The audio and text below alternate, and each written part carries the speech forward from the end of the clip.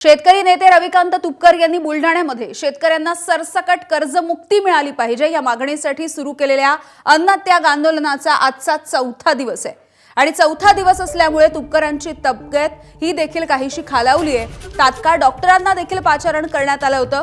डॉक्टरांच्या अहवालानुसार तुपकर यांच्या शरीरातल्या साखरेचं प्रमाण हे अत्यंत कमी झालेलं आहे। त्यांच्या किडनीवरती देखील या सगळ्याचा परिणाम होतोय। 4 दिवस झाले तरी अजूनही सरकारने त्यांच्या आंदोलनाची दखल घेतलेली नाहीये आणि शेतकरी नेते रविकांत तुपकर हे माघार घ्यायला तयार नसल्यामुळे आता शासनाने तात्काळ या उपोषणाची दखल घेऊन निर्णय घ्यायला हवा या मागणीसाठी शेतकरी आणि कार्यकर्ते चांगलेच आक्रमक झालेले आहेत। दरम्यान शेतकऱ्यांचा आवाज दाबण्याचा प्रयत्न करू नका, अन्यथा महाराष्ट्र पेटल्याशिवाय राहणार नाही असा इशारा देखील रविकांत तुपकरांनी दिलाय। गेट ऑफ इंडियावर आंदोलन करत होते, समुद्रामध्ये जात होते। त्यांना पोलिसांनी अटक करून कोल्हापूर पोलीस स्टेशनला अडवून ठेवलेलं आहे। त्यांच्यावर गुन्हे दाखल करत आहेत, त्यांना अत्यंत वाईट ट्रीटमेंट देत आहेत। हे काही बरोबर नाहीये, लक्षात ठेवा। हे काही चोर दरोडेखोर उचलके नाहीयेत, ते शेतकऱ्यांसाठी लढणारे कार्यकर्ते आहेत।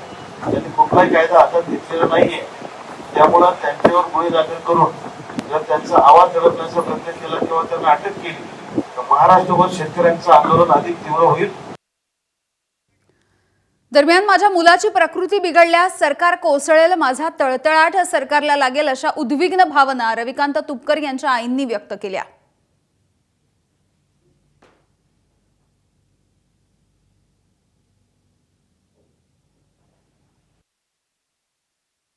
की मी आई म्हणून सांगते की माझ्या मुलाची प्रकृती जर खालावली तर माझ्या तळतळाट त्याला लागल।